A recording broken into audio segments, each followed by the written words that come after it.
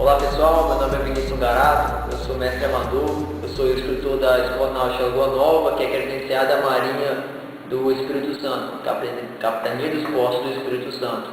Nesse curso, que a gente vai estar apresentando agora, vai ter tudo o que você precisa saber para fazer sua prova de arraio amador e motonauta, que é a prova teórica que você vai fazer na Marinha após suas aulas práticas. A prova de arraio amador, ela contém 40 questões e você tem que acertar apenas 20, ou seja, 50%. A prova de motonauta são 20 questões e você tem que acertar apenas 10, mantendo os 50% de acerto. Muita gente pergunta o que mais cai ou deixa de cair na prova de arraio amador e motonauta. É muito incerto dar essa informação, porque a Marinha tem um banco de dados de mais ou menos umas 500 questões, por exemplo. E antes da prova, um computador que emite a prova pega 40 questões aleatórias e emite essa prova. Então, não tem como saber qual tema vai cair mais. O que eu posso dar orientação para vocês é o quê? Qual que tem mais possibilidade de cair? O que está caindo mais nas questões? Que é a parte de balizamento, que são as boias, a parte de primeiros socorros, combate a incêndio e também a parte de legislação, que é a parte das leis. As definições do lado do barco se resumem nesse projeto que eu fiz aqui para ensinar vocês. Nesse lado esquerdo aqui, vimos um círculo que tem um sinal de mais e um sinal de vezes nele. Cada ponta dessa corresponde a um nome da embarcação. Que vimos aqui que a frente é chamada de proa, essa diagonal dianteira bochecha, o meio través, diagonal traseira aleta e traseira chamada de popa. E se repete o nome do lado esquerdo. Esses graus são chamados de marcação relativa. São um grau que forma da proa da embarcação, segue sentido horário, sempre somando 45 graus. Então, 0 mais 45 dá a nossa bochecha de boreche. 45 mais 45 dá o nosso través de boreche. 90 mais 45, 135 graus, que é a nossa aleta de boreche. 135 mais 45, 180, que dá a nossa popa. E assim por diante. Na prova cai a seguinte questão. A que parte da embarcação corresponde ao ângulo de 315 graus? Você vai fazer esse círculo, faz o mais, vai somando até chegar no ângulo pedido. E você vai chegar à conclusão que é a bochecha de bombordo. Todo lado direito da embarcação, você olhando da popa para a proa, é chamado de boreste, que é o lado direito. Tudo que está do seu lado esquerdo é chamado de bombordo, que é o lado que o pessoal diz ser lado do coração, que bombordo lembra bombear, o coração bombeia e o coração está um pouco do lado esquerdo do corpo. O lado verde, que é o boreste, tem cor verde na embarcação. E o lado esquerdo, que é o lado bombordo, tem cor encarnado, que é o vermelho. Só que na Marinha não se fala vermelho, então associa-se vermelho para encarnado. Então, BE é a abreviação de boreste, que significa o lado direito e tem cor verde. BB é a abreviação de bombordo, que é o lado esquerdo da embarcação, que tem cor encarnada. Outros nomes da parte da embarcação são esses aqui. Linha d'água é onde a linha bate na embarcação. Borda é a parte superior da altura do convés, ou seja, onde começa a entrar água na embarcação. Então, quanto maior a borda, mais segura a embarcação é. Tudo que está abaixo da linha da água é chamado de calado ou obras vivas. Tudo que está acima é chamado de obras mortas ou borda livre. A soma do calado, que é da quilha até a borda, é chamado de pontal, que é da borda até a quilha. Não confunda o pontal com a altura. Se fosse a altura, seria daqui até aqui. A pontal é apenas da borda até a quilha. A distância de um través ao outro, que é a largura da embarcação, é chamado de boca. Então, boca é a largura da embarcação. A medida da popa até a proa é chamada de roda a roda ou comprimento total. Sobre a estabilidade da embarcação, ela pode estar de 4 maneiras.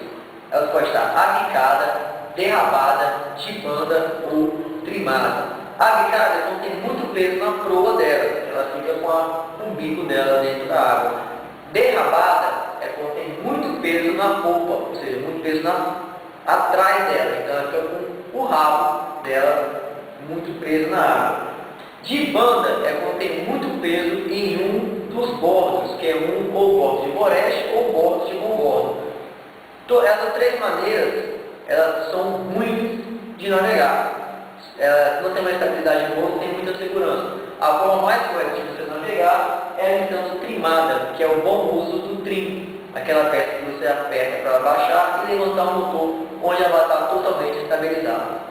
As bundas da marinha variam muito de acordo com a gravidade da situação, dos agravantes dela. Por exemplo, elas variam de R$40 até R$3.200. Se você for reincidente da mesma penalidade, essa multa cada vez vai sendo dobrada, triplicada e por aí em diante. Toda multa que você toma, todo auto, que é chamado, você sofre alguma suspensão na sua habilitação durante um certo período de tempo, definido pelo Tribunal Marítimo, que eles que julgam o tanto de que você vai pagar e o tanto de tempo que você vai ficar com a carteira suspensa. A única coisa que você não é reincidente e sua habilitação é cancelada em caso de reincidência é o caso de embriaguez ao pilotar uma embarcação, que é considerado uma das multas mais graves. A diferença de aquaviário para amador é muito simples.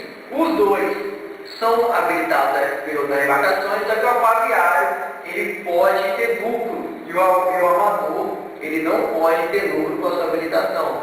Então, o aquaviário, só a Marinha pode dar esse curso, são apenas indicados por empresas, e você pode estar transportando pessoas, como banana, boia, e estar sendo remunerado por isso.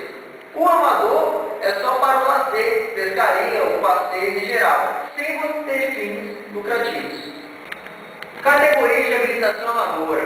A primeira carteira que você pode tirar, que é a única que você pode tirar abaixo de 18 anos, que é a partir de 8 anos, é de veleiro amador, que é para barca vela ou anel. Depois tem a motonauta, que é só para o jet ski. Depois o arraio amador, que é até 2 milhas náuticas. Mestre amador, que é até 20 milhas. E a capitão amador, que é ilimitado. Classificação das embarcações. As de navegação interior, que são áreas abrigadas, que são lagoas, rios, ou mar, até 2 milhas náuticas, que é somente para o arraio amador. O arraio amador não pode sair desse limite de espaço. E todo amador também só pode pilotar embarcação de esporte e recreio. Navegação de mar aberto é realizada em águas marítimas consideradas desabrigadas, que é para o mestre amador, que são até 20 milhas. Navegação de cabotagem é realizada entre pontos do território brasileiro, utilizando a via marítima. Então, a cabotagem, o mestre amador também pode usar ela. A de longo curso é só entre o capitão, que é entre portos brasileiros e entre portos estrangeiros. O tipo de colete salva-vidas depende da classe da embarcação. Para cada embarcação tem um colete específico para a área que ela está navegando. Por exemplo, as motos aquáticas são um colete nível 5, classe 5. São mais esportivos e mais confortáveis. As navegações de interior são classe 3, que é o que o arraio amador se limita a navegar.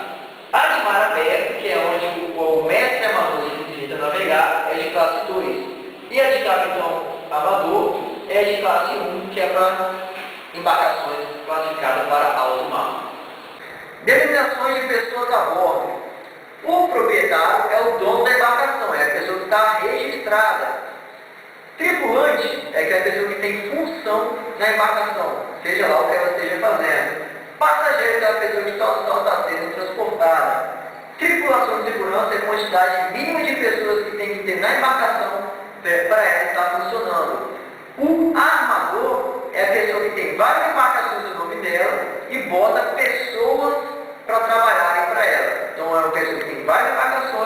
bota vários tripulantes para estar trabalhando para ele. O comandante é a pessoa que está pilotando a embarcação. Como eu já falei, a responsabilidade dos passageiros é dele. E também todos os passageiros estão sujeitos à autoridade do comandante. Sem gravura é o seu passeio. Tudo passeio tem que ser planejado. Você levando um terço de gasolina para ir, um terço para voltar e um terço de reserva, de precaução. Se for muito tempo, levar a alimentação necessária. E sempre você deixar avisado em terra alguém para onde você está indo, com quem você está indo e principalmente que horas você vai fazer seu retorno. E também avisar a pessoa quando você retornar e deve dizer que todos estão seguros e bem. Você pode ter seu passeio interrompido após a abordagem dos fiscais da Marinha, quando você estiver com a seguinte situação: a habilitação prendida sem mais ninguém apto a poder pilotar, excesso de lotação, está numa área que você tem uma carteira, sua habilitação de amador não permite estar, falta de extintores ou falta de colete para o número de pessoas a bordo. Que lembrando que o colete tem que ter para o número de pessoas a bordo exatamente.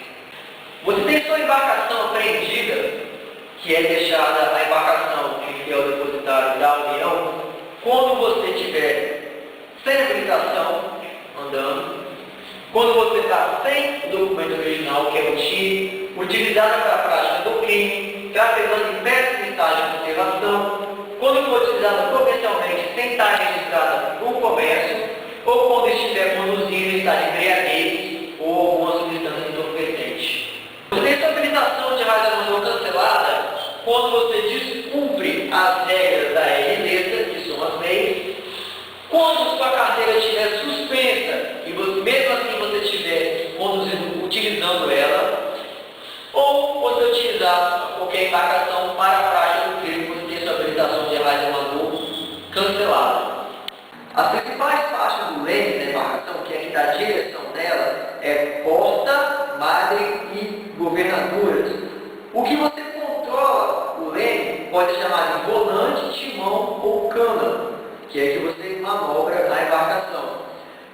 Nas lanchas que tem hélice, ou qualquer embarcação que tem hélice, o próprio hélice já faz o serviço do leme, que dá a direção. Hélice roda sentido horário, chamado parte à direita, a popa, que é a barra de trás, tende a ir para a boreste e a proa para a bombola, do lado contrário. Embarcações que têm parte à esquerda, sentido anti-horário, como essa hélice, a popa tende a ir para a bombola e a proa tende a ir sempre para a boreste. Embarcações que têm dois motores, o lado que você colocar a ré, máquinas atrás, a proa vai para o lado. Então, se eu botei o lado de bombordo ré e o lado direito avante, a proa vai para a bombordo. Se eu botei lado boreste ré e bombordo avante, a proa vai para o sentido de boreste. Primeira coisa sobre a tracação é a gente saber o nome da posição do vento. O vento ele pode estar de duas formas. Pode estar paralelo ao cais ou perpendicular ao cais. Paralelo é quando o vento tem o mesmo sentido que o cais, tanto para cá ou para cá, ou perpendicular, que é sentido contrário do cais. O perpendicular ele pode estar a barlavento, que é esse sentido do mar em direção do cais, ou perpendicular a sotavento, que é soltando o vento do cais para o mar. Então, paralelo, perpendicular a barlavento e perpendicular a sotavento. Para se usar, fazer uma tracação, as cordas são chamadas de amarras, fainas ou espias. E são 5 cordas que se amarram o barco. A tracação com motor de uma hélice é sempre feita a 45 graus em relação ao cais. Se fosse com 2 motores, é a única forma que eu atraco a 90 graus em relação ao cais. A tracação, após a análise do vento, é feita da seguinte forma. Todo barco de uma hélice só, de um motor, tem sempre que chegar em direção do cais no ângulo de 45 graus com a proa e sempre contra o vento, nesse caso de paralelo ao cais. Encostou a proa de forma bem lenta, faz as amarras da proa da frente e deixa o próprio vento encostar a embarcação de lado. Daí sim você pega e faz as amarras de popa e já fez uma tracação. Para poder sair daqui, com o vento ainda corrente pela proa, primeiro agora eu vou desamarrar a minha proa e o próprio vento vai fazer minha proa virar em direção do mar. Aí sim eu desamarro a minha popa e posso seguir caminho. Se o vento estiver perpendicular à barra-vento, que é do mar para o cais, eu vou manter sempre o ângulo de 45 graus, encostar a minha proa no cais. Chegando próximo, eu fico paralelo ao cais e deixo o próprio vento fazer eu encostar e deixar para poder ficar atracado. E para poder sair daqui, como o vento está me empurrando em direção do cais, eu tenho que fazer alguma coisa para poder sair. Então, primeiro, eu vou desamarrar minha popa, jogar o leme contra o mar e colocar máquinas atrás, que é a ré, e que assim a minha popa vai ser jogada para o meio. Feito isso, eu desamarro a minha proa e saio para o rumo que eu quero seguir. Na situação perpendicular a sota-vento, que é do cais em direção do mar, eu vou manter sempre o ângulo de 45 graus em relação ao cais. Chegando com a proa, amarro a proa, jogo o leme contra o cais e engato a marcha ré, que ela vai puxar a popa para cá. Para poder desatracar, sair, eu só desamarro, que o vento vai fazer o trabalho de se afastar do cais. Fundeio, o que as pessoas conhecem mais como ancorar, que é o ato de você jogar a âncora no fundo, que a âncora também pode ser chamada de ferro, é muito mais que se você apenas jogar a âncora e deixar a embarcação amarrada. Tem várias coisas que você tem que fazer antes de você fazer um fundeio. Como, por exemplo, verificar primeiro de tudo se o local é de boa tensa o tipo de fundo. Um local de boa tensa é lama, areia, cascalho.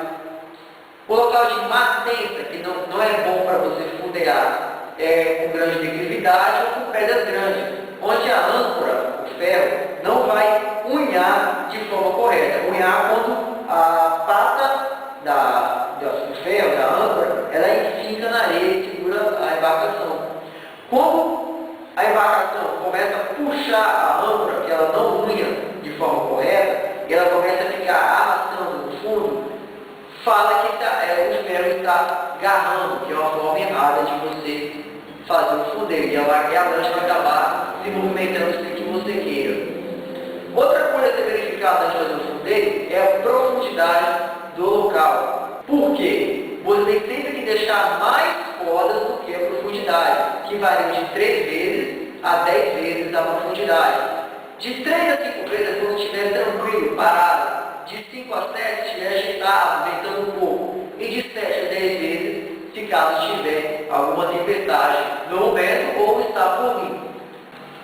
Mais seguro a embarcação fica. Uma boia que você coloca em cima da âncora, ferro, é chamada boia de arinque, que são âncoras prontas, onde você só pega e encosta com a sua embarcação.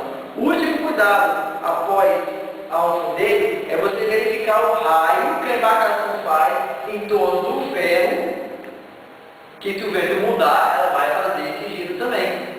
Então, nesse raio não pode ter nenhuma embarcação. Como é que você larga o ferro? Você vai chegar contra a direção do vento, largar o ferro pela proa, ou deixa o vento, ou coloca a máquina para trás da lenta para poder fazer o retorno e dar a distância que você precisa. O ecobatímetro, ou prumo de mão, ele mede a profundidade e você consegue analisar o tipo de fundo, que é o local que você vai fazer o seu fundeio. Vou entrar agora na parte que é um pouco chata, que é a parte de decorar as coisas, que é o RIPEAN. RIPEAN é uma sigla que significa Regulamento Internacional para Evitar Abandono Ambiental Mar. Traduzindo isso, são regras internacionais para o mundo inteiro para evitar acidentes em qualquer lugar que tenha água, que possa ter embarcações. Nessa RIPEAN entram regras de boias, de luzes, marcas, prioridade de embarcações, os afios e de forma geral, tudo para evitar qualquer tipo de acidente. As regras de RIPEAN, elas são válidas para o mundo inteiro. Então, a habilitação que a Marinha do Brasil emite, você pode usar qualquer embarcação em qualquer lugar do mundo. O risco de colisão existe quando a marcação é constante e a distância vai diminuindo, ou seja, há um ponto de encontro das duas embarcações e a distância entre elas é cada vez menor. O que tem que ser feito nesse caso? A embarcação que tem que dar preferência tem que manobrar e passar por trás da outra, e a outra segue seu caminho. E a que tem preferência vai apenas seguir seu rumo sem interferência.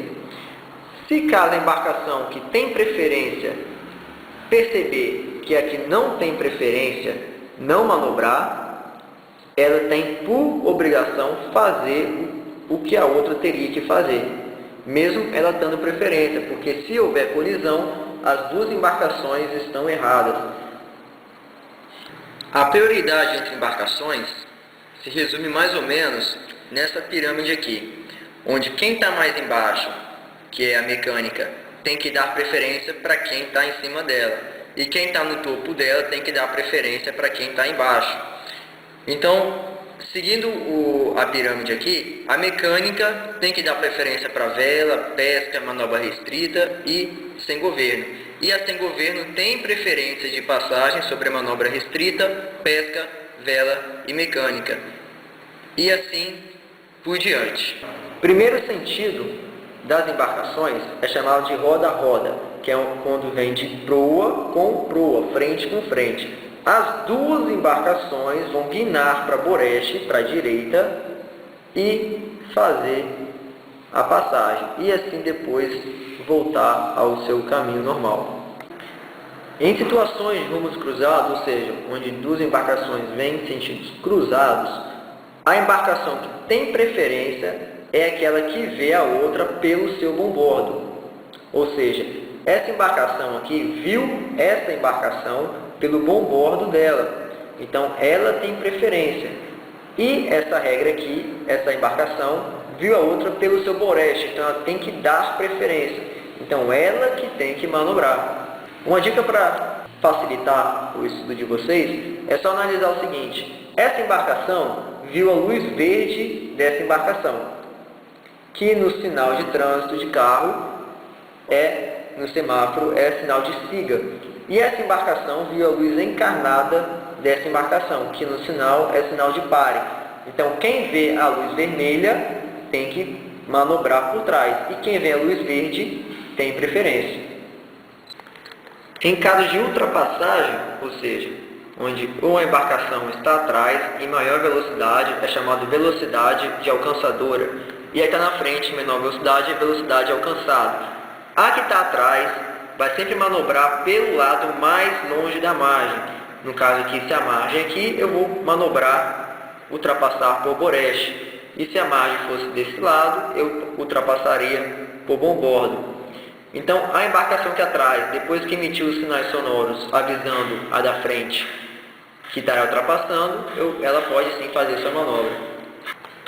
Em canais estreitos, sempre manter a sua margem de Boreste. Caso não dê para manter a margem de Boreste, sempre manter o meio do canal, que é o local mais seguro a ser seguido. Se caso de outra embarcação, segue a regra de roda-roda, que é sempre jogar para Boreste. Em canais muito estreitos, não dá para as duas embarcações jogar para Boreste. Então, apenas uma tem que jogar. A que tem que jogar é quem estiver subindo o rio, ou seja, contra a correnteza. Se essa embarcação aqui está subindo o rio contra a correnteza, ela vai jogar para Boreste e esperar quem está descendo a favor da correnteza passar, para depois ela voltar para o meio do canal e seguir o seu rumo. Sobre os apitos, é muito simples de aprender. Os apitos podem ser longos ou curtos. Os curtos têm duração de 1 segundo, os longos de 4 a 6 segundos. Na ausência dos apitos, pode-se usar silvos, os gongos, lampejos, buzinas, para ajudar a você alertar outras embarcações do que você está fazendo. Por exemplo, se você for guinar para Boreste, você dá um apito curto. Se você for guinar para bombordo, você vai dar 2 apitos curtos. Se você for dar ré, máquinas atrás, são 3 apitos curtos. Se você estiver curvando em algum canal estreito, você tem que alertar. Então, um longo quando estiver se aproximando de alguma curva. Sobre ultrapassagem, é a seguinte forma: se você for ultrapassar por Boreste, vai ter 2 longos e um curto. Se você for ultrapassar por bombordo, são 2 longos e 2 curtos. Aí a embarcação que está na frente tem que sinalizar com positivo ou negativo da ultrapassagem. Se positivo, ela vai dar longo, curto. Se negativo ou não entendi suas intenções de manobra, ela vai dar 5 curtos consecutivos ou mais, indicando que ela não autorizou sua ultrapassagem. Toda embarcação, se ela estiver andando a cada 2 minutos, ela tem que dar um apito longo. Isso em casos de visibilidade restrita, que é à noite ou de dia, quando estiver com dificuldade de enxergar. Se ela estiver parada, a cada 2 minutos, ela tem que dar 2 apitos longos, se ela estiver parada, e em casos também de visibilidade restrita. Áreas seletivas de navegação são áreas que você deve manter todo o cuidado para fazer a aproximação. Por exemplo, de rios ou lagoas onde tem banhismo, você tem que passar uma distância mínima de 200 metros se sua embarcação for mecânica e 100 metros se sua embarcação for remo ou a vela. Após a distância de 200 metros, você pode dar velocidade à sua embarcação. Até 200 metros, você tem que manter a velocidade de segurança, que são 3 nós, ou 5 km por hora. Áreas de segurança são áreas de tráfego ou fundeiro proibidos. Por exemplo, no raio de 200 metros de instalações militares, é proibido você passar. E no raio de 500 metros de plataformas de petróleo, também estão proibidos você passar, muito menos você parar seu barco aí para poder pescar. Sobre balizamento, também se encaixa na RNPM, balizamentos são boias. Cada boia, cada ponto tem um significado, indicando um caminho ou perigo a ser seguido. A primeira boia que a gente vai estudar são as boias de sinais laterais, que são as boias de bombordo, que é essa boia verde, e a boia de Boreste, que é essa boia encarnada. A boia de bombordo, à noite, ela emite cor verde, tem formato cilíndrico, e a boia de Boreste tem formato cônico, à noite emite cor encarnado, e ela tem a cor vermelha. Para que serve essa boia? Indicar caminho do mar para o porto, onde seguem em ordem crescente, enumeradas, do mar para o porto também. Vamos pegar um exemplo agora do papel de como seria essa entrada no porto. Então, se você está no mar e quer entrar no porto, você vai passar a sua luz verde na boia de Boreste, que é a boia vermelha, e sua luz encarnada na boia de bombordo, que é a boia verde. Você está entrando no porto solteiro. Indica o quê? Que dessa boia para cá pode ter algum perigo, que dessa boia para cá pode ter algum perigo. Então o caminho mais seguro é esse aqui do meio, que fazem ruas imaginárias. Então entrei no porto solteiro e na hora de retornar eu vou sair do porto casado. que é passando luz verde com luz verde e luz encarnada com luz encarnada. Então eu entro descasando as cores e saio do porto casando as cores iguais. As boias de água seguras são indicadas encarnada e branca na vertical. São águas tranquilas para navegar. Algum sinal, que é uma placa, encarnada e branca na horizontal, indica tráfego proibido. Então, muito cuidado para não confundir sinal encarnado e branco na vertical, que é positivo, que você pode andar, e o encarnado e branco na horizontal, que você não pode navegar. Boias de canais especiais são boias amarelas. Em cima dela tem um X, e à noite de cor amarela. Essas boias indicam área de banhista, área de recreação, ou qualquer área que você deve manter muito cuidado ao passar. E sempre manter uma velocidade segura de 3 nós, ou 3 milhas por hora, ou 5 km por hora. Boias de canais preferenciais, que é o quê? Você está andando e tem uma bifurcação de canal, um caminho do oeste com o bordo. Essas boias vão estar indicando o canal mais seguro a ser seguido, mais fundo, mais sinalizado, que preferencialmente você deve seguir. Não que seja proibido você andar pelo outro, mas de preferência, seguir de acordo com o que a boia está orientando. Por exemplo, essa boia aqui está orientando você seguir pelo canal de bombosa. Por isso o dela é preferencial à bombosa. Porque a cor predominante nessa boia é a cor encarnada. E o lado encarnado é o lado esquerdo.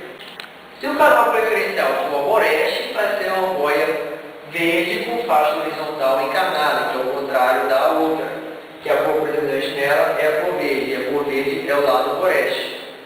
As boias de novos perigos, ela tem cor preta e amarela, e em cima dela são 2 triângulos indicando o caminho que você deve seguir. Lembrando que a boia de novos perigos ainda não está registrada na carta náutica. 2 triângulos apontando para cima indicam o sinal cardinal norte. 2 triângulos apontando para baixo, cardinal sul. 2 triângulos base com base são o sinal cardinal leste. E ponta com ponta oeste. A dica para vocês lembrarem, lembra que filme de faroeste, onde um vira as costas para o outro, depois um aponta a arma para o outro, é bala com bala, é ponta com ponta. Então, ponta com ponta associa para oeste e base com base, ao contrário, o leste. O norte e sul é fácil, para cima norte, para baixo sul. As boias de perigo isolado, ela tem cor preta e vermelha, e em cima dela são 2 esferas pretas, e à noite ela emite cor branca.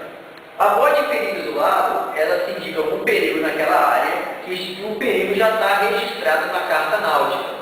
Se não tiver na carta náutica, ao invés de vermelho, é usado uma cor amarela, que é a boia de novos perigos.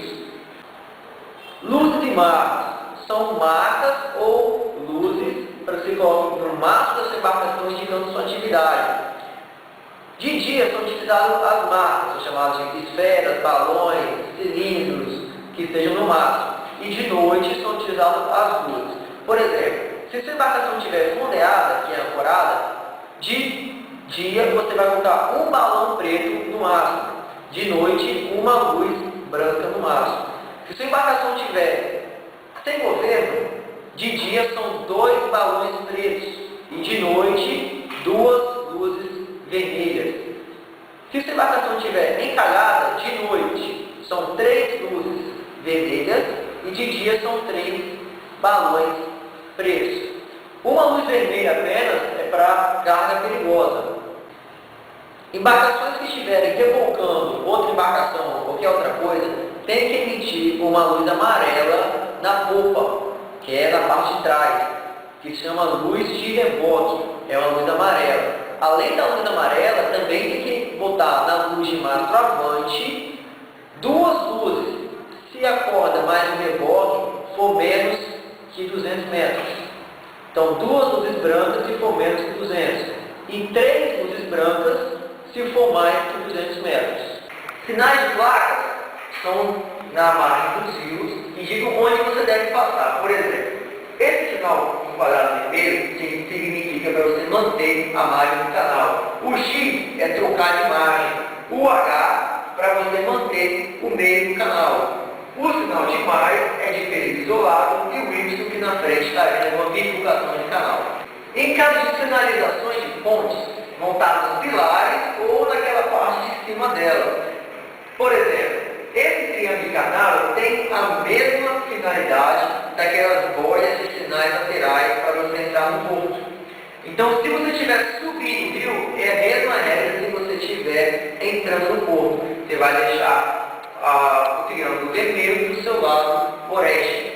Se você estiver subindo o rio, você vai deixar o quadrado verde do seu lado composto. Então, você sobe solteiro e desce o rio casado.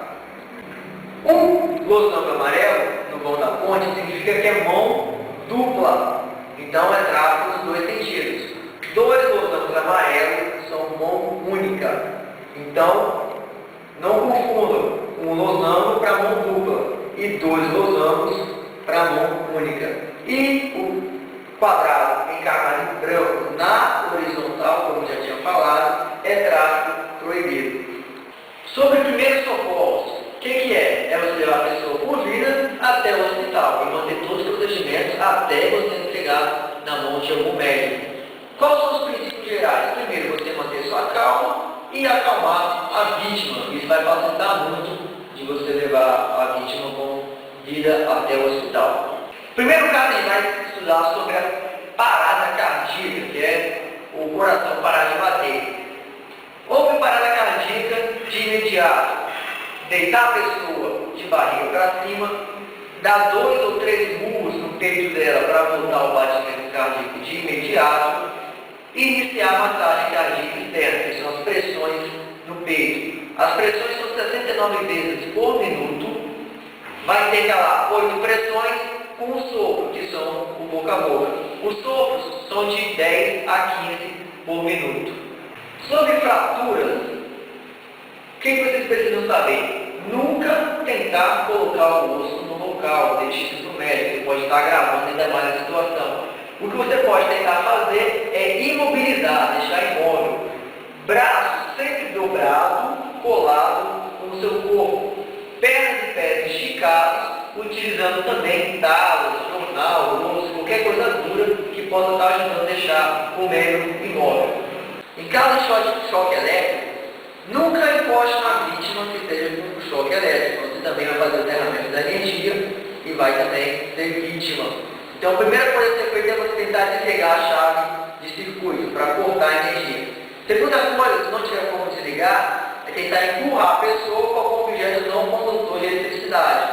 E último caso, se não tiver jeito mesmo, você vai botar sua vida em risco, se afastando da pessoa, correndo e dando um tronco na pessoa, desde que você esteja no ar. Sobre a hemorragia, ela pode ser interna ou externa. Interna é quando você não está vendo sangue, que é uma das doenças perigosas, você nem sabe que está com hemorragia. E a externa é quando você está vendo sangue, e você tem que fazer alguma coisa para interromper o sangramento. O corpo humano tem de 6 a 8 litros de sangue. E se você perder 2, você já pode vir a óbito. Então, você tem que cessar o sangramento o quanto antes.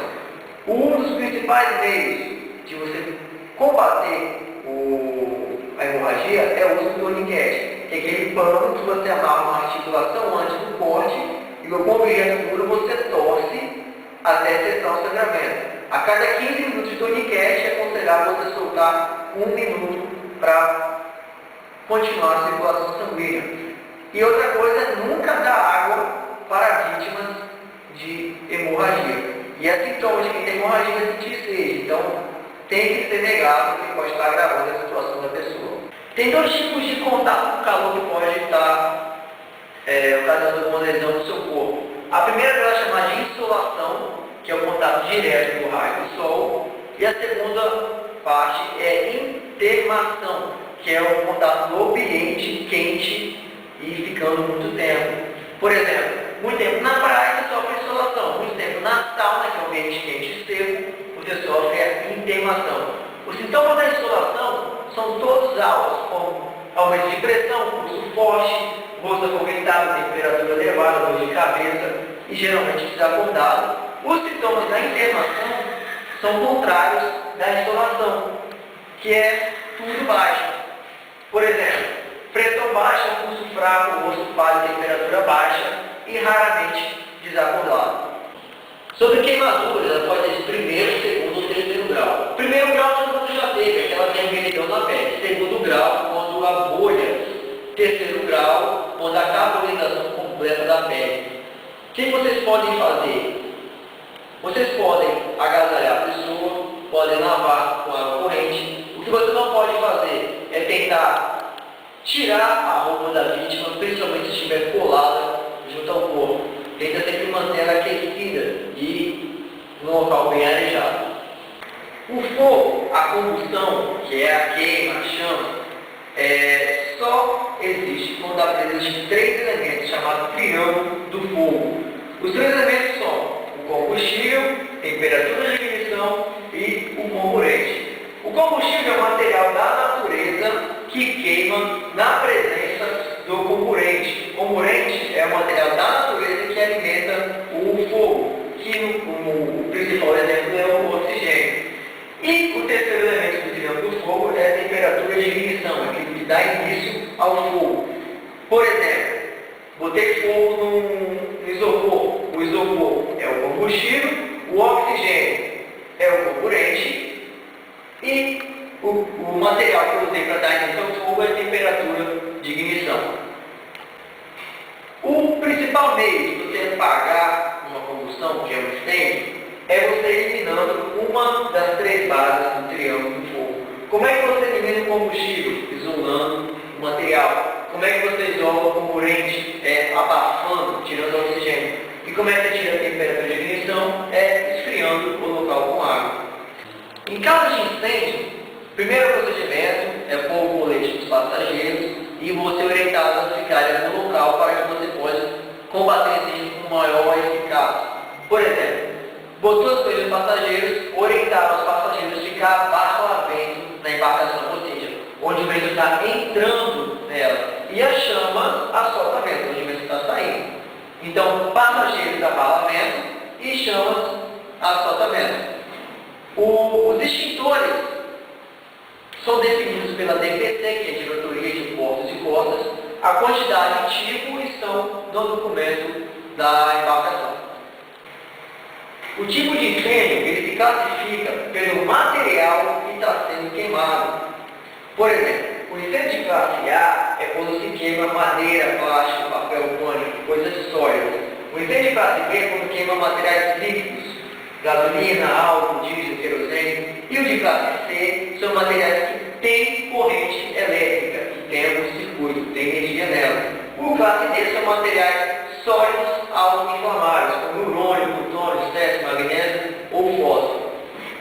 Para cada tipo de incêndio, existe um extintor específico para poder apagar, que vai apagar mais fácil, que são os agentes extintor principal. O do classe A é água, do classe B, espuma, do C, CO2 e do classe D, o pó seco. Também temos os secundários, que também vão apagar, só que não com tanta eficiência. Por exemplo, o CO2 e o pó químico, ele é secundário para os três primeiros tipos de incêndio, exceto para o classe D. Então, cuidado ao responder a pergunta na prova, que na prova eles querem saber o principal. Então, na prova, decora e responda o agente extintor principal para poder apagar o incêndio de cada classe que foi pedida. Também o extintor tem um símbolo para cada tipo de incêndio. O incêndio de classe A, o extintor tem um triângulo verde. No classe B, um quadrado vermelho. No C, um círculo azul. E no B, uma estrela amarela. Para você saber o que o extintor pode apagar, o que ele não pode apagar. Caso alguém caia no mar, a primeira coisa a ser feita é avisar o comandante, a pessoa que está pilotando, que essa pessoa caiu. A responsabilidade de todos os passageiros é do comandante. Então, ele tem que estar ciente de tudo que está acontecendo na embarcação. É dado grado, o homem ao mar, a floresta com bordo, vai estar a bandeira hóstia no máximo, que é essa bandeira, indicando que tem alguém na água. O piloto vai executar uma manobra chamada bow-tackle para fazer o resgate do passageiro, que é você fazer esse ângulo de 70 graus e voltar pelo mesmo caminho que você fez para evitar as ondas. A parede de radiocomunicações Em algumas embarcações são opcionais, só que totalmente recomendado, e para embarcações maiores são obrigatórias. O rádio utilizado é o rádio VHF. E o canal que ela sempre tem que estar ligado é o canal 16, onde vocês podem falar com outras embarcações ou até mesmo pedir ajuda à marinha. O aparelho chamado EPIB é um aparelho que dá sua posição por satélite. Isso também é opcional em embarcações menores, mas as maiores elas são obrigatórias. Em caso de afogamento, nunca pule na água sem um colete seu e o colete da vítima. Sempre leve 2 coletes. E sempre abordar a pessoa pelas costas. Se caso ela estiver muito desesperada, você pode até dar um murro nela, dar um soco, puxar o cabelo para você fazer